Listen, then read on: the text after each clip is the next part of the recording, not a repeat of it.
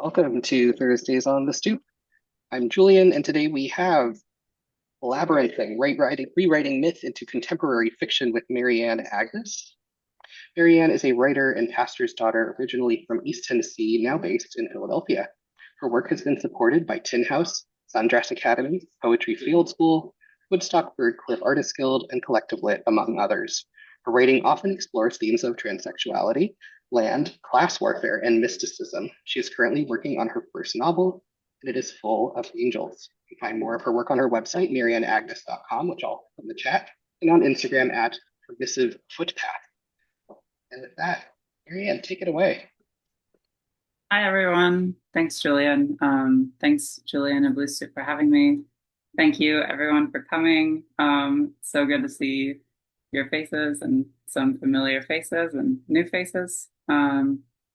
Yeah, so this is, Labyrinthing, rewriting myth into contemporary fiction. Um, yeah, so I have always been interested in myth and the spiritual and the divine. I was raised very religious, and now as a writer, I was always kind of like, I had this notion in my head that fiction has to be narrative fiction, it has to be realism. You can never divert from that, and it's either realism or sci-fi fantasy, and there's nothing in between. I was very excited to find out that that's not true. Um, so yeah, I wanted to kind of do this workshop a little bit on some subgenres in fiction. Um, yeah, this is a very broad topic. So the way we're going to do this in the interest of time, um, I would ask that you guys would stay muted until the end when we'll have some a period for discussion and sharing. Um, there will be one instance where we'll do like a reading selection, a very short reading selection, and I'll ask for you to just raise your hand if anybody wants to volunteer to read that. Um, yeah, but yeah, feel free to use the chat in the meantime. If you want to leave a note or are struck with inspiration, if you want to make a note and come back to it later in the discussion period, that's great. Um, yeah, I want to acknowledge a few things. First of all, because what we're covering is so broad, there's so many myths and folklores from so many different cultures all over the world. Personally, I mostly write from my experience and my background. So a lot of Irish, Appalachian, Northern European myth and folklore. And I encourage you to do the same. Um, Another thing I want to acknowledge is that we're all coming from very different places as writers. More seasoned writers, people new to writing, some people who aren't writers at all and have different creative practices. Yeah, my hope is that this class just leaves you with inspiration for your creative practice, regardless of what your medium is, whether it's fiber arts or music or writing. I really just hope you're left with, whatever inspires you. Um, so yeah, with that said, we'll get to it. I'm gonna put my timer on because, okay.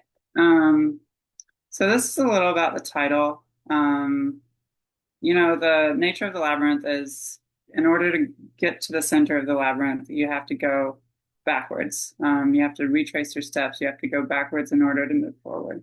Um, so I thought this was an apt metaphor for what we're doing in terms of connecting with, historical storytelling traditions, myths, folklores, fables from the past. Um, yeah. Um, so yeah, I want to encourage us all to look backwards in order to inhabit the present in a new way. Um, okay. So this is a brief run of what we're doing today.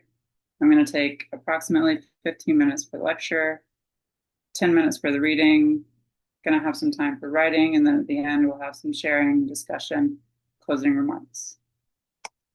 Okay.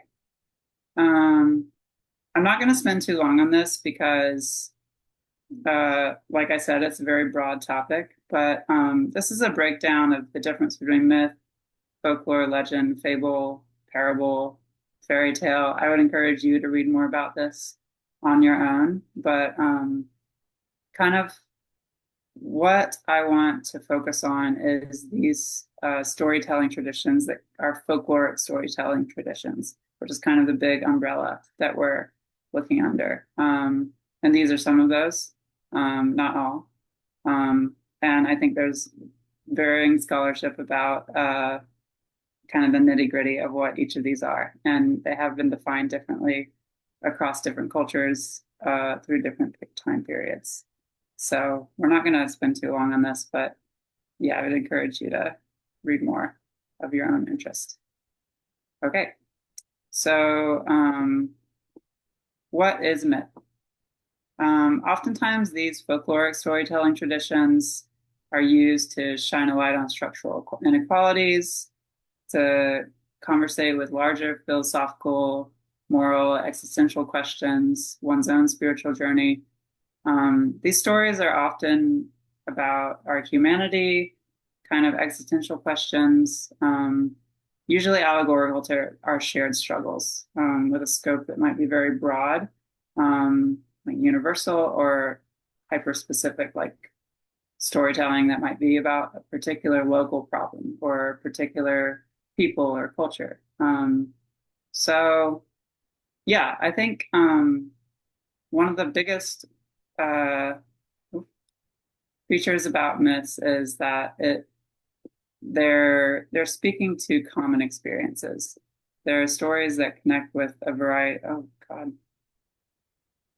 something went wrong. Um,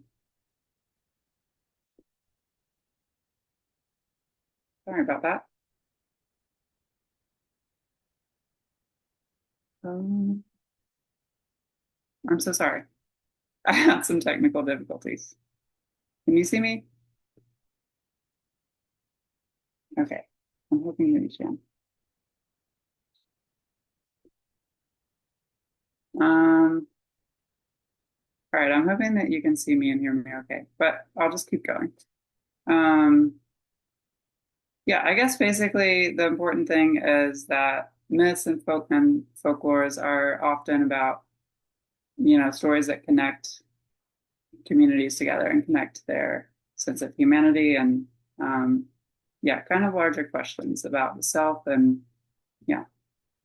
So I'll just run through some examples real quick. I'm not going to discuss what all of these are, but the Selkie, commonly seal that moves to land and becomes a human woman and struggles with strangeness and trying to adjust to human life.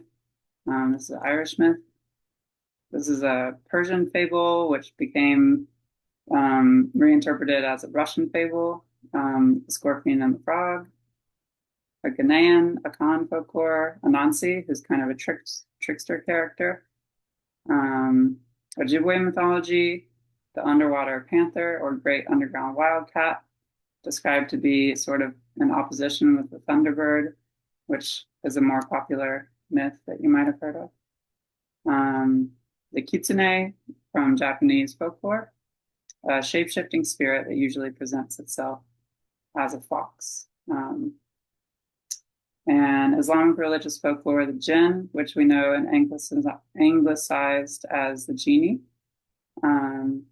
Jewish mythology, the dybbuk, which is essentially a spirit that has repossessed a dead body.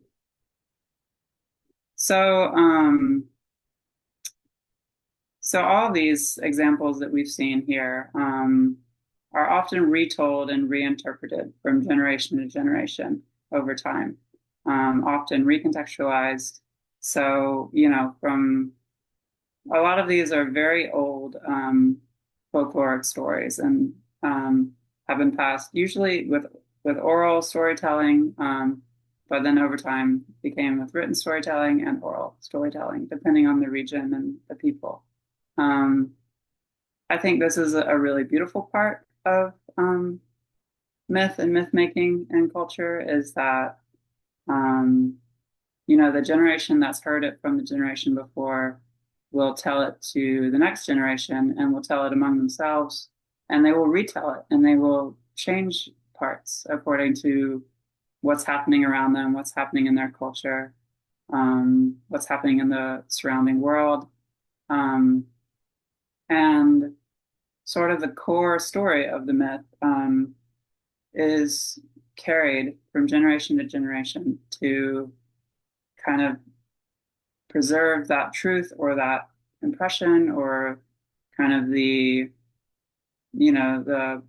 parable or the fable, the message of the story is being passed down despite the context around us, which I think is very beautiful and is a big part of why I love writing.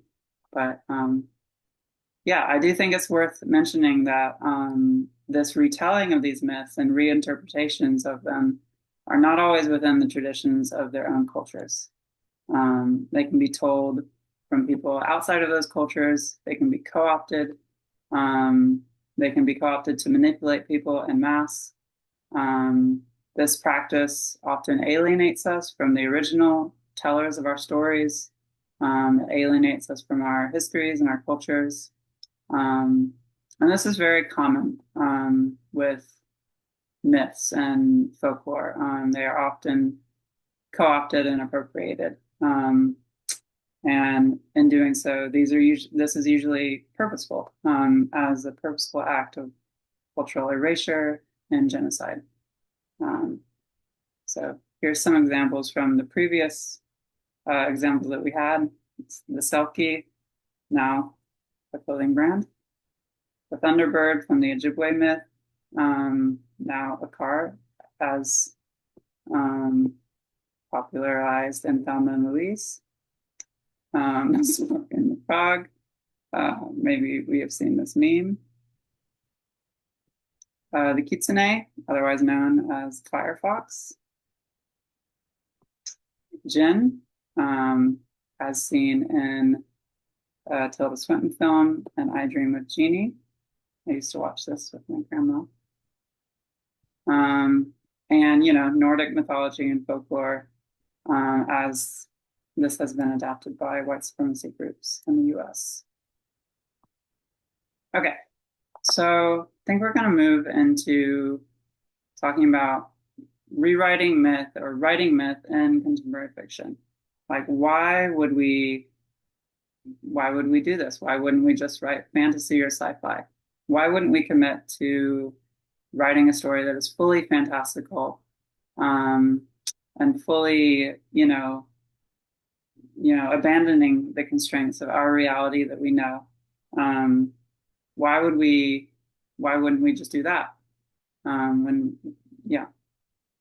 So this is kind of what brings me to these subgenres of fiction. And I'm not going to get too deep into this as well, but fabulism and magical realism are subgenres of fiction, where you kind of intersperse or bring in supernatural or divine or fantastical elements.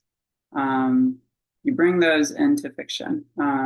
So you kind of intersperse these elements within daily life and the culture of our contemporary cultures and realities. So I first heard of this through magical realism. You guys might have read 100 Years of Solitude or Love in the Time of Cholera by Gabriel Garcia Marquez. And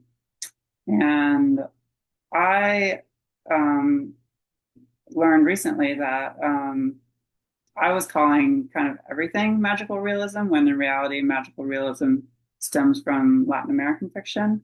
Fabulism, as it's been described to me, is more of an umbrella, encompassing all sorts of fiction that do this. But yeah. So what does this mean? It means you're writing magic and the fantastical into the mundane, which allows us to see the magic in one another and in ourselves. It's a literary device, as I would describe it, as a literary device that, if you're writing something that's more grounded in realism, you're writing something that that's a story that's familiar to you and everyone around you, that's closer to your daily reality. but then you bend or you break the rules by adding a surprising or a fantastical element.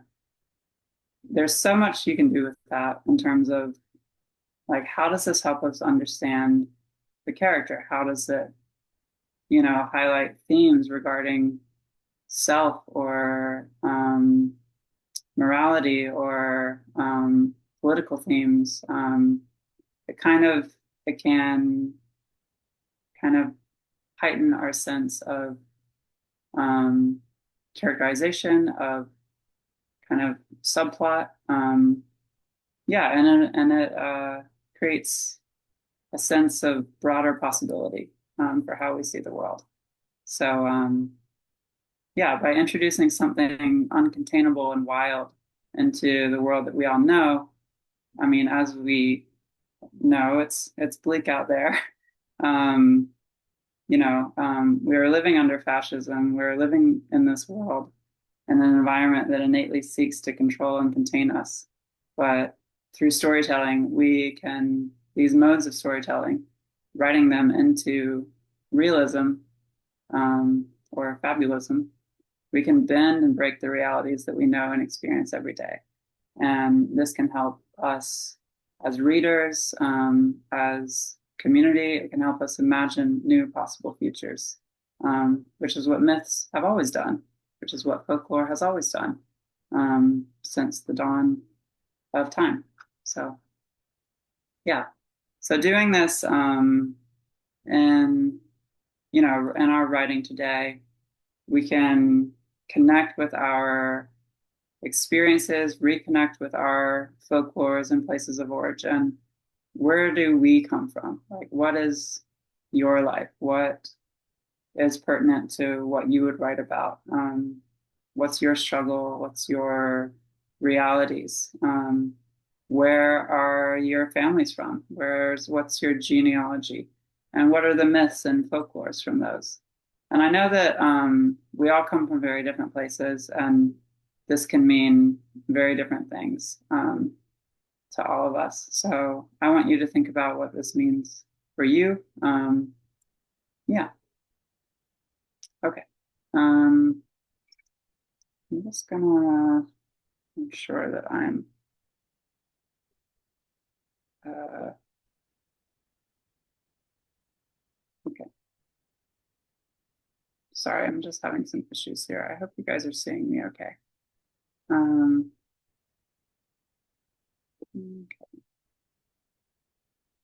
okay, good. Thank you, Julian.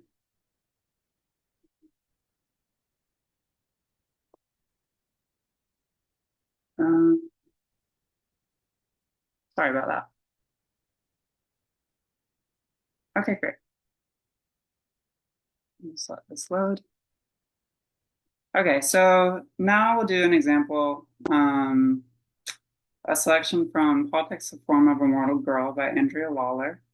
Um, if you haven't read it, highly recommend it. Andrea is a brilliant writer and very inspiring the way they write, detached from sort of the pressure to always be churning out books. They're very committed to doing something well and taking as long as they need to do it, which I love. But yeah, so a little bit about this book. Here's some context for this scene. We're set in the 90s. Paul, who's a shapeshifter, is camping with his new crush, Diane, at the Michigan Women's Festival. Let's see here. Uh, oh, sorry. I'm sorry, I'm having so many technical difficulties. Um, let's go back.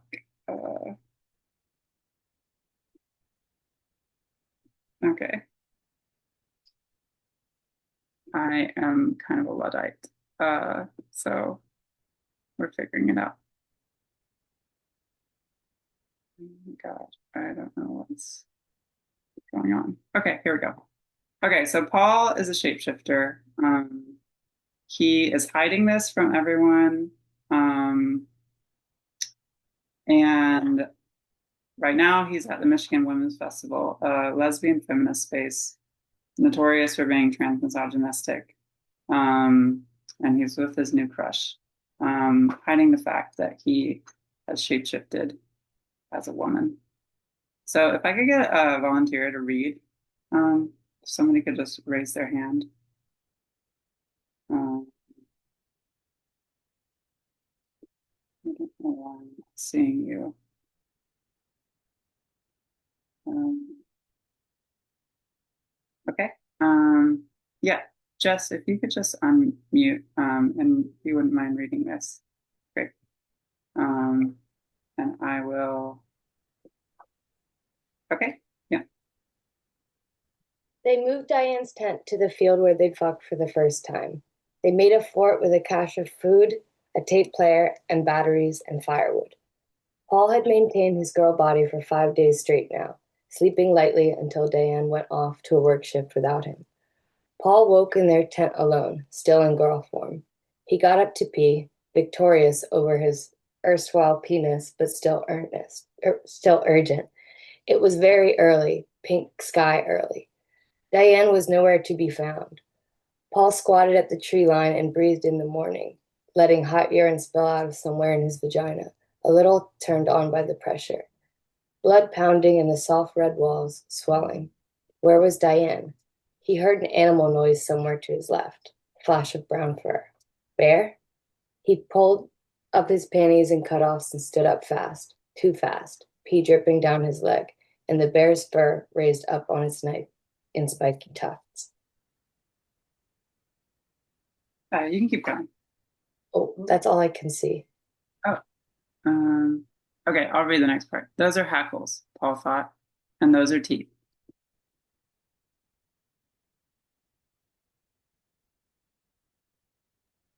Do you want to continue, or somebody else can? Sure, I can. Thanks. The bear lowed and lumbered toward him. Paul took a step back toward the field. Another flash of brown fur, closer to him, a smaller bear. Paul emitted a stench of fear he himself could smell. He wondered if he could change himself into a bear or a deer, something swift or large, but he was paralyzed. The cub walked clumsily toward Paul. Paul was fucked.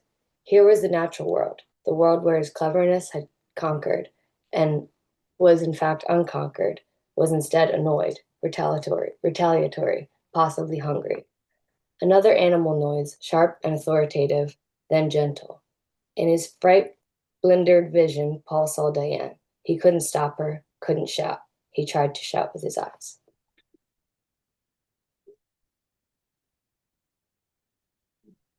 But Diane walked up to the bear. She was the one making the gentle bear sounds. The cub ambled over to its mother, and the mother led the cub away. Paul exhaled. Holy shit, he said. Holy shit, holy shit, holy shit. Yeah, said Diane. You're lucky that little cub decided to leave you alone. Paul stared at her. You weren't trying to pet her, were you? Diane said. I'm not an idiot, said Paul.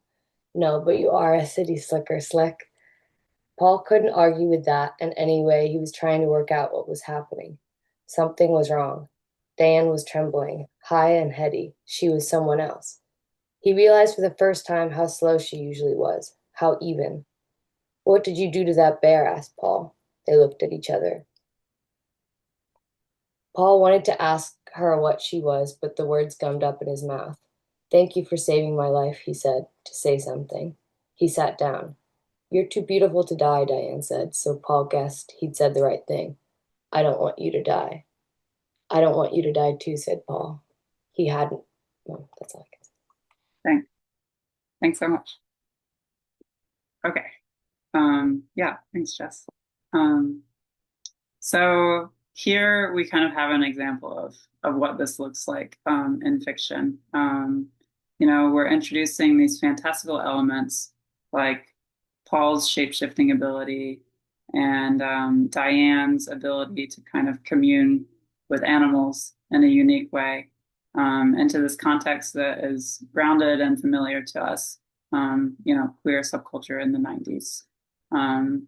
So, you know, here we can see all of these sort of the tensions that come with this, which is, Paul is dubiously a male person, shapeshifted and holding form as a woman at a transphobic uh, lesbian feminist women's festival. Is kind of in tension with not really knowing if he can show that to Diane, if he can show that part of himself to the world. So there's, we're seeing these themes of otherness and strangeness and themes that I think a lot of us can relate to who have been, come from marginalized positions of having to, or even just feeling like we don't fit in,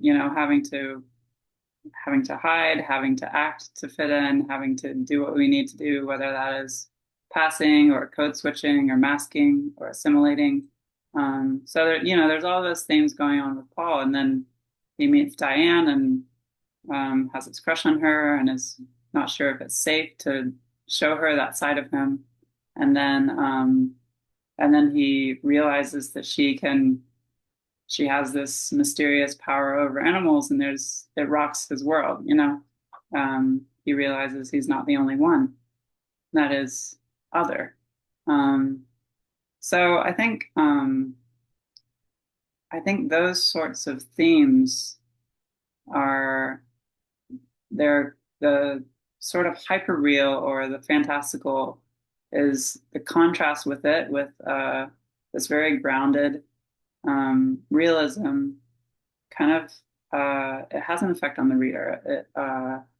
That contrast really holds a lot of weight for us in terms of really being able to digest and feel, these themes of, what our protagonist is going through in regards to otherness. And yeah, so that's kind of,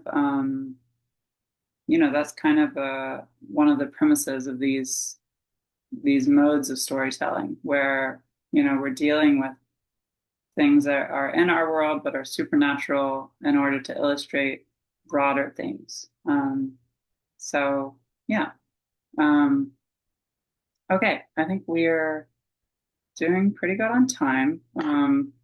I realized this was a lot of information. I just kind of ran through it really fast. And we're painting with really broad brushstrokes here because ideally I would love to do a much longer class on this, and I hope to. But yeah, we're moving fast. But yeah, I want to give you guys time to write your own version of this. So if you could write a retelling of a myth, folklore, story that you connect with, or write anything fantastic, mythological, divine, or supernatural into our contemporary context, into the real world as we know it. This could be as broad or as narrow as you like. I would encourage people to write what they know and write what you know from your life and be conscientious about writing from a place that is of your own experience. Yeah. Here are some examples. These are just suggestions, but what would it be like if there was a seal, a selkie, that lived in the water and then shed her seal skin, maybe because of environmental impacts in the ocean, and maybe she was learning what it's like to be a woman and to live on the earth, and gets a job at Spirit Airlines and gets laid off, like everybody else. What if there is a Dybbuk, kind of like a zombie, working at a nonprofit and is perfect for that job because they're a zombie? What if there is a team of activists or people doing direct action, sabotaging an AI data center, and they're led to safety by a talking fox? So I don't know. These are just some silly suggestions, but yeah, I really encourage you to write about what you know and write about if you are feeling stuck. Maybe you can start with anything on your mind or anything happening in your life right now. Yeah, so I think I'll just leave this up here, and we'll go for about 15 minutes or so. Um, yeah, and I'll just leave you to it.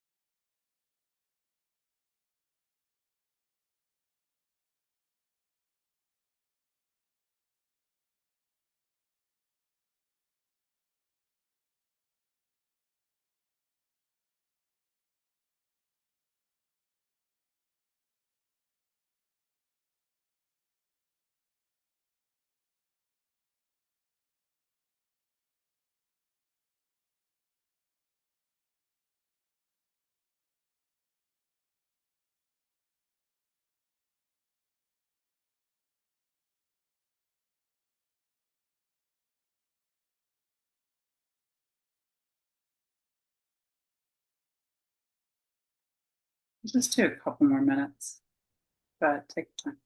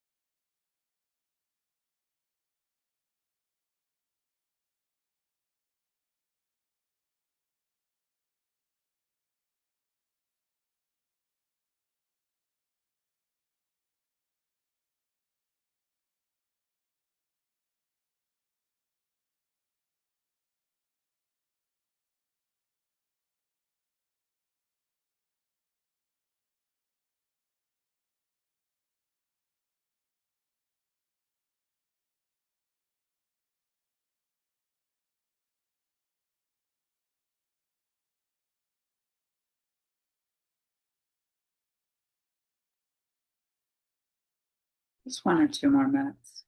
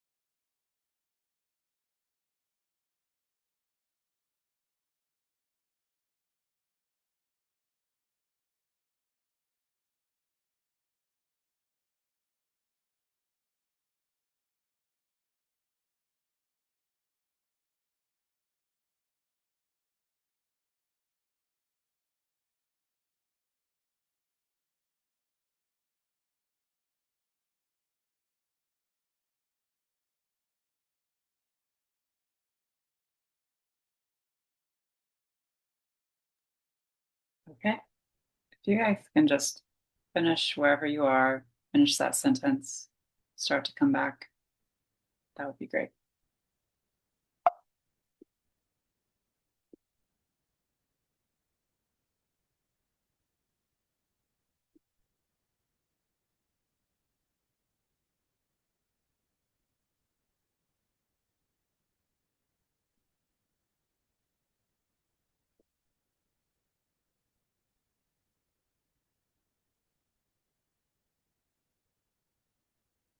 Okay. Um, Great. Thank you all. I hope that was fun. Yeah, now I guess one of my favorite parts of this is I would love to hear what you wrote about, what inspired you to write, what you noticed as you were writing. Curious about, what kind of ideas you have going forward. Yeah, I really just want to open it up to the group. Uh, yeah. Um, uh, okay, I'm just gonna pause screen sharing for now because I guess am struggling with this. But yeah, is it Delilah? Yeah, what's up? Hi, do you want me to read the passage or do you want me to just share my thought process? Yeah, I would love to hear a bit about what you wrote. I'm not sure if we're going to have time to hear the whole passage from everyone, just in the interest of time. But if you want to share a few sentences, that's great. Yeah. Um, okay, I'll read really quickly. His gruff arm brushed past her long white hair. The sterile overhead lights at her local grocery store made her nauseous. She ignored him, swallowing her spit. Changing her basket to the other hand, she shuffled down the aisle. She pretended to grasp at canned beets to lose the surly man's attention. Raising on her toes, she reached up, muttering under her breath, "Who the fuck still eats these anyway?" As soon as her fingertips grazed the can, she felt a warm dampness on her waist. "Let me help you with that, sweetie," the man grinned in her ear. Grinning back, she unlocked her jaw wide enough to let out an ear-piercing screech. The man instantly dropped to the floor, holding the sides of his head while blood trickled down his fingers. Bending over to the fallen basket, the woman with wistful hair picked up his overripe oranges and said, "Let me help you with that, sweetie." Um, so basically, I actually tried to do something a little different. I'm really interested in Romanian folklore because I'm Romanian. So I wanted to do something completely different because I'm already writing so many things on Romanian folklore. So I don't know if you could tell because I didn't get enough time, but I was trying to imitate a banshee and then also just the annoyances I feel like sometimes when you're out doing things on your own time and someone needs to kind of interrupt. Definitely, most of my writing is also inspired by feminism. So yeah. That's awesome. Thank you so much. Yeah, yeah, open to anyone. You don't have to raise your hand. You can unmute, and if we need to moderate if there's too many people going on at the same time. But yeah, would love to hear from others.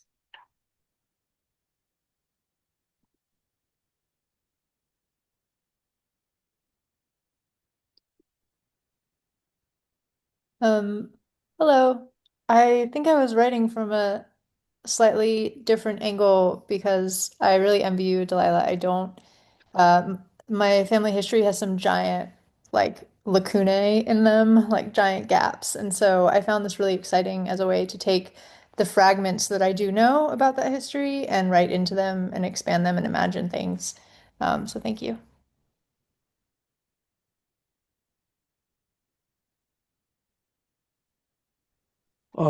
I'm not really a writer, but I could share something. Yeah, thanks, Liam. Uh, so I've kind of created this kind of mythology in my head of a 2 mile tall angel that has wings made from wicker and a body made of bandages. And I like to think of this like this giant being going to a battlefield and being attacked by modern day weapons, but all that happens is it starts to tear and rip, but every single like little debris that comes off of the angel starts to sing and makes everybody start to like change kind of the way that they are thinking through this like power of emotion instead of like power of weaponry, I guess. That's awesome. I would read an entire novel of that. Um, that's so cool. Yeah. Anyone else? Yeah. I can suggest something. Just one more. Yeah, yeah. Can you hear me? Everywhere. You're welcome. I actually started looking over a it's too long to read because a submission to another workshop, but it was based off of Arthurian legend, so like King Arthur. But it's like where the villain kind of like it's called The Villain Wins, so it's like if it's kind of like a based on off the Merlin TV show as well. So it's a mix of all of that where they kind of he doesn't come back and all of that fun stuff. And then kind of she just people who are after him kind of just win, if that makes sense. Could you repeat the last part? Sorry. If that makes sense. Oh no, people after him. What was the last part of what you said? They The don't come. people after him to kind of just they win and there's no like he'll come back. There's just he's done. He's gone. Yeah, that's awesome. Yeah, there's so much to write with Arthurian mythology. Yeah, I think it's really interesting how like I've seen a lot of like interpolations of Arthurian mythology with like the like pro nat like nationalistic British um, political climate today, which I think is a similar thing in France with Joan of Arc. That story has been taken back and forth between like the ultra right and the far left movements in Paris. But yeah, that's really cool. I love Arthurian legends. But yeah, anyone else? You don't have to share what you wrote. You can share anything about what this class has made you think about or what you're inspired by so far.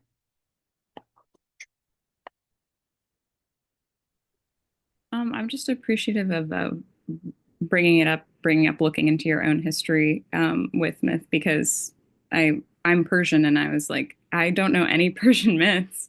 And so I just ended up taking that time, like going down a Wikipedia rabbit hole about them. So that was cool. That's awesome.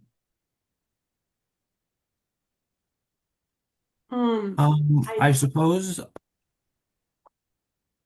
I guess I was writing about uh dirt, not like dirt in like a mud sense, but it's like you can own a building and the city can like buy the land underneath you. I think it's kind of uh insane. And so I was kind of writing about um generational businesses.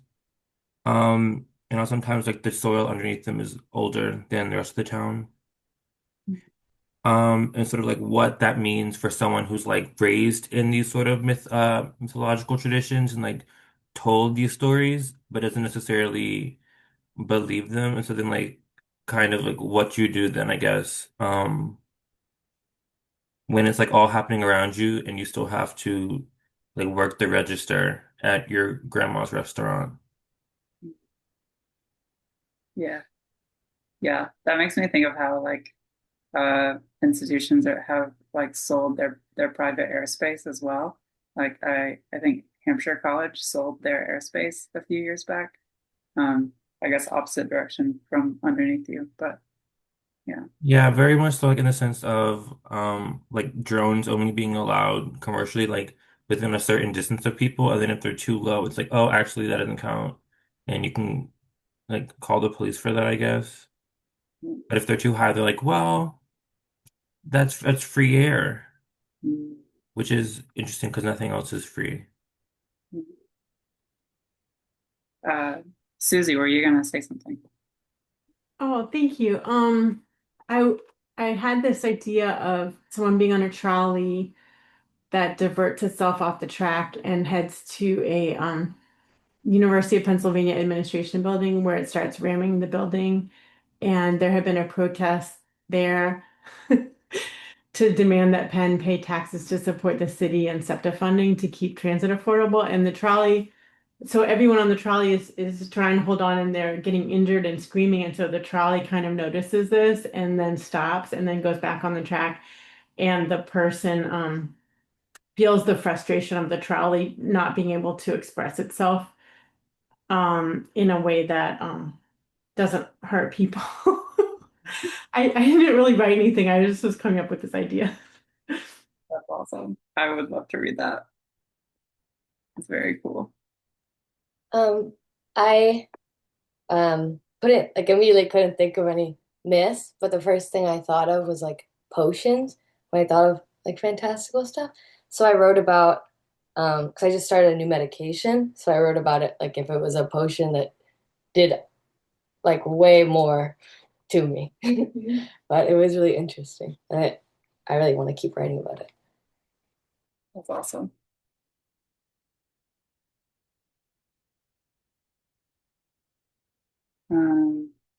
Anyone else? We just have a couple of minutes left. I'd love to hear from anyone if they want to share.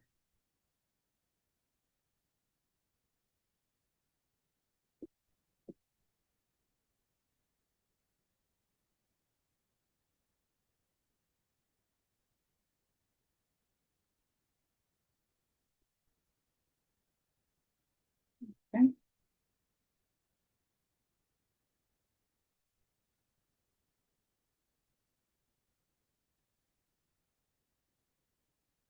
Yeah, I'm curious. Yeah, if anyone is like inspired or has any, any inspiration for anything, any other kind of stories that you would like to write in the future, or if you're not a writer, if you're doing other creative practices, yeah, would love to hear, but no pressure. Um, yeah. I think since we just have a few more minutes left, I will open it up to, oh, again, having technical difficulties.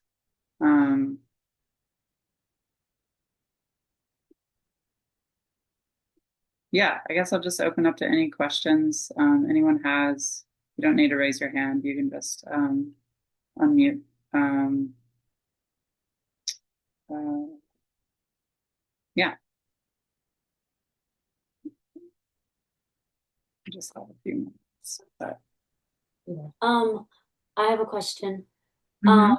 I noticed that like when I was writing, I have a very algorithmic way of writing. And it's usually in like a lot of like list type form for descriptions.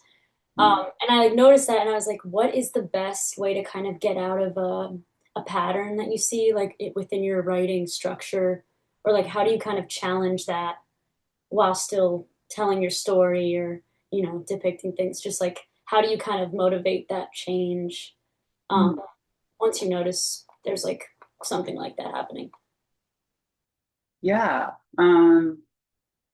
I think the best advice that I've been given when it comes to writing a first draft of anything is to just like let yourself go as wild as possible with your first draft. You don't even have to write all the way through. Like I can be really stuck on like, oh, I have to finish this scene. I have to like write paragraphs all the way through. You don't have to do that. You can just make a note to yourself like, and then so and so does this. Or like, I want this to happen in the scene.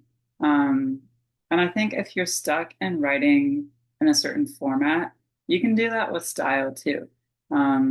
Like you can try writing it. If you're writing lists, you could lean into that and you could just like keep writing lists until you get tired, or you could try, a different prose style. Like, what if I take this list and try to turn it into prose? What if I try to turn this into a sentence?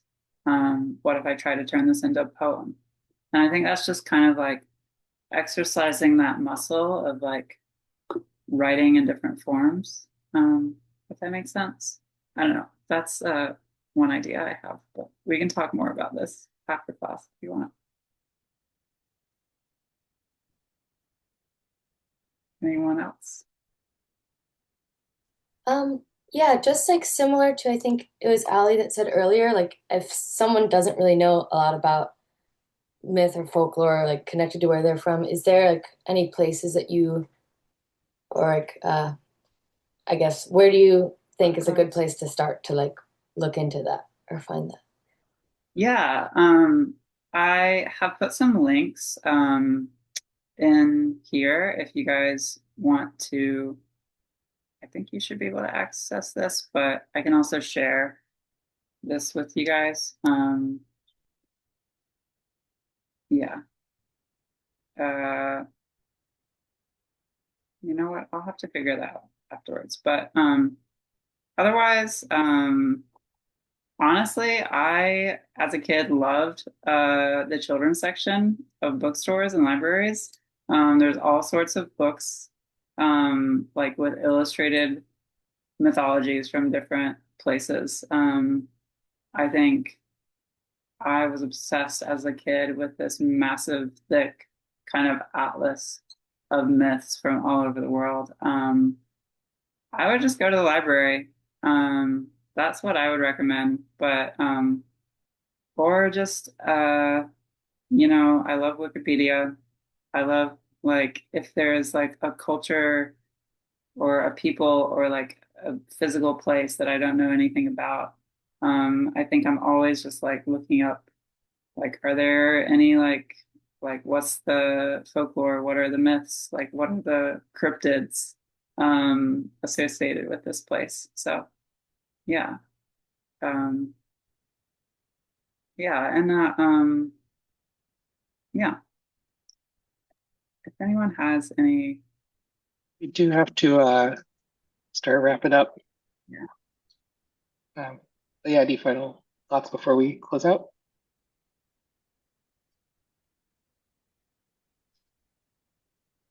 Okay, cool. Marianne, thank you so much for this wonderful session. I know I learned a lot, and I'm sure everyone else did too. I'm going to share some links in the chat that will be useful to you.